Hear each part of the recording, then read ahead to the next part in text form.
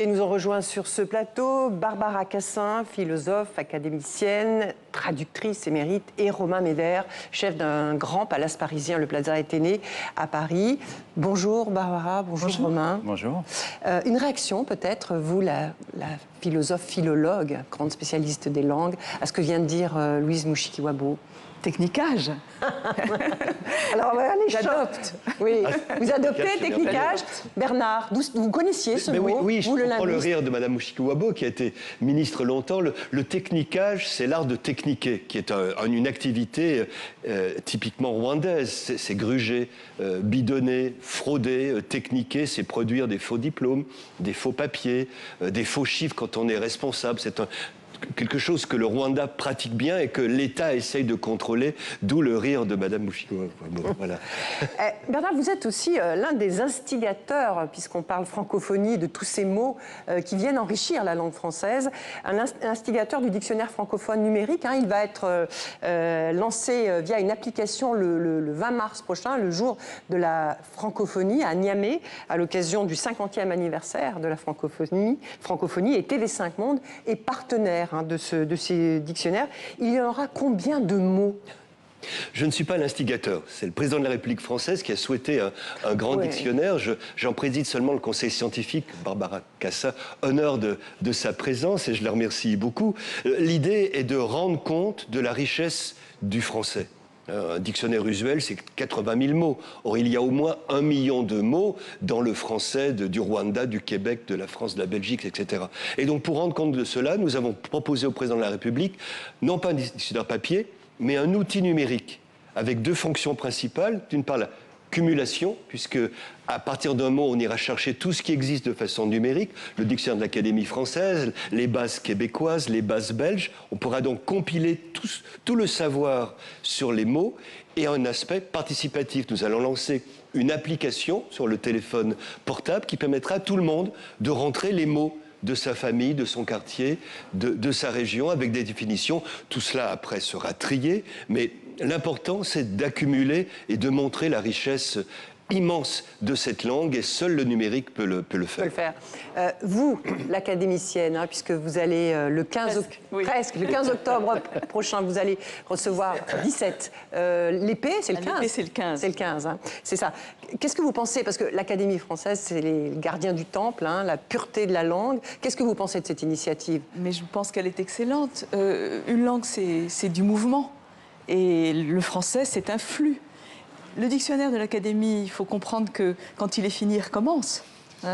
Donc ça, c'est la garantie aussi qu'on norme l'usage et que donc tout bouge. Alors vous allez faire entendre cette voix peut-être à l'Académie française, parce que quand même ces dernières années, même si elle a évolué, mais elle a mis des années à évoluer. Il n'y a pas assez de femmes. Il n'y a pas assez de femmes. Vous êtes 5, je crois, pour 35 académiciens. Donc elle a donné son feu vert, je crois que c'était en février dernier. 28 février dernier. Voilà, l'Académie française, à la féminisation des noms, des métiers, avec des années de retard sur le Québec, sur la Suisse. Vous faites ça, qu'est-ce que ça veut dire, ça? Oui, tout pécheur miséricorde. Disons que l'Académie a tardé à donner son feu vert parce qu'elle a été un petit peu dépassée peut-être par la francophonie, par un mouvement qui venait du Québec, dépassée par un mouvement féminin. Elle a mis du temps à comprendre, elle l'a fait. Que la ministre pouvait être enceinte. Que la ministre pouvait être enceinte. Ça, c'est le titre du livre. C'est le titre du livre de Bernard. Le français avance. Mais vous, comment vous avez vécu? Alors, vous êtes académicienne, mais surtout une immense spécialiste des langues, et traductrice, linguiste, philologue même. Moi, j'ai appris cette discipline, ce qui est avec vous, en regardant, qui étudie la langue à partir des textes écrits et par le prisme de l'histoire. Mais qu'est-ce que vous avez pensé, vous, de cette position de l'Académie française qui a mis autant de temps à accepter? Qu'est-ce que ça veut dire de notre société aussi? Ça veut dire que le problème n'est pas simple, déjà. Et que pour le considérer et rendre au fond un décret qui va perdurer, il faut vraiment réfléchir. Elle a pris le temps, bon voilà. Elle a pris le temps et c'est pas fini. je pense. Vous êtes aimable avec elle. Oui, j'ai envie d'être aimable parce que j'ai été vraiment adorablement accueillie. Alors je trouve que ça existe. C'est pas fini, mais il faut reprendre le dictionnaire, car il est entièrement masculin. Hein. Alors, vous avez publié, je crois que c'est l'an dernier, un livre qui s'intitule « Quand dire, c'est vraiment faire ». Oui. Alors à ce propos, je voudrais qu'on regarde ensemble cet extrait des haut-parleurs, cette collection de vidéos qui est réalisée par de jeunes francophones qui sont publiées sur TV5 Monde. Ils ont réalisé une série qui s'appelle « La puissance des mots ». Et là, vous allez entendre un jeune Rwandais qui s'est intéressé au mot « pardon » dans son pays meurtri par le génocide des Tutsis en 1994. Bonjour, je m'appelle Joël Karekezi, je suis cinéaste au Rwanda.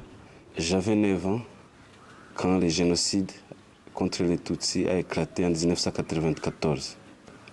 Mon père était parmi les 800 000 personnes massacrées pendant ce génocide contre les Tutsis. 25 ans après, je vais vous faire rencontrer les génocidaires, les rescapés, qui vont vous parler du pardon. Le pardon en Kinyarwanda, c'est imbabazi. C'est un mot qui a changé de vie ici au Rwanda. Aba bantu twari duturanye uyu mugabo we rwose agasa nk'uwabaga mu rugo rwanjye amfasha nk'imirimo afasha n'abana bo mu rugo hanyuma uwo mugabo ajya kugenda ahunga ahungiye aho uyu nguyu baturanye noneho rero agera ku rugo rwaho bagira batya baramufata baramwica ariko uyu we rwose yabaga mu rugo n'imirimo twakoraga yose no guhingisha yabaga ahari. Pour essayer de recréer les liens, le gouvernement rwandais a mis en place la politique d'unité et réconciliation. Les génocidaires ont été sensibilisés pour accepter et demander pardon à leurs victimes. Imbabazi nahawe nazihawe kuko nazisabye kandi nazisabye mbikuye ku mutima. Ubwo rero bazimpaye kuko nari nzisabye byaranshimishije cyane. Dans les villages où j'ai tourné, les gens ils vivent ensemble. Je vais vous demander votre réaction, Barbara Cassin, ce qu'on vient de voir là, et cette façon dont ils font vivre ce mot pardon avec cette commission. Mais déjà, Bernard, donnez-nous un peu peut-être des éléments sur ce mot, vous le linguiste. Parlant devant une éminente philosophe, je me contenterai de signaler le préfixe « par », qui en français signifie la complétude. Parfaire, faire complètement. Parachever, achever complètement. Pardonner, c'est donner complètement. Le don total. En ancien français, pardonner, c'était accorder la vie à un adversaire qu'on vient de vaincre. C'était remettre l'ensemble des péchés. Donc, pardonner, c'est le don total. Et pour pardonner, il faut être éminemment généreux. C'est un don supérieur. Et je crois que peu de religions, peu d'idéologies et peu d'individus sont accessibles vraiment au pardon, à la générosité même. Alors vous qui avez écrit « Quand dire, c'est vraiment faire », dire pardon, c'est vraiment enclencher cette dynamique du pardon. Moi, j'ai un peu travaillé avec la commission Vérité et Réconciliation en Afrique du Sud. Et les tribunaux Gachaza qui ont eu lieu au Rwanda étaient liés. C'était une suite de cette commission. Il y avait les mêmes commissionnaires. Hein. Ce qui m'a beaucoup frappé en Afrique du Sud, c'est que c'était une histoire politique et non pas une histoire morale. Quand on dit pardon, ça a l'air d'être moral. Hein. Vous parliez de religion ou de morale ou d'éthique. C'est pas ça. C'est politique. Ce qui s'est passé avec la commission Vérité et Réconciliation, ça a été la création du peuple arc-en-ciel. C'est de là que c'est sorti. C'est-à-dire il fallait éviter un bain de sang et produire un passé commun de manière à pouvoir avoir une vie ensemble. Voilà. Et je me souviens d'une scène absolument magnifique dans la commission où c'était une femme qui pleurait parce qu'elle voyait les bourreaux de son mari. Son mari avait explosé. Elle a dit, il y avait des morceaux de mon mari partout dans le garage. C'était un avocat qui avait ouvert un paquet piégé. Et comment voulez-vous que je pardonne à des bourreaux si cruels? Et la juge, Yasmine Souka, avait dit, enfin la commissionnaire, parce que c'est pas vraiment un juge. Oui, parce que la justice était soit passée ou pas passée d'ailleurs avant. Pas passée. C'était autre chose, la vérité. Là, c'était pour l'amnistie. Oui. Donc la commissionnaire a dit « Ma sœur, nous sommes avec vous, nous vous comprenons, etc. Nous ne vous demandons pas de pardonner, mais nous allons amnistier. » Donc la différence entre pardon et amnistie, entre un pardon moral, si vous voulez, qui implique toute la personne, et l'amnistie qui implique du politique et la constitution d'un peuple, voilà, qui était une très grande chose. Donc je n'aime pas qu'on mélange comme ça. Et puis par ailleurs, je voudrais faire une remarque aussi alors de linguiste, c'est que pardonner, ça a au moins deux sens. Hein. Un sens latin, obliviscor, voilà, on oublie, on met ça sous le tapis. Hein.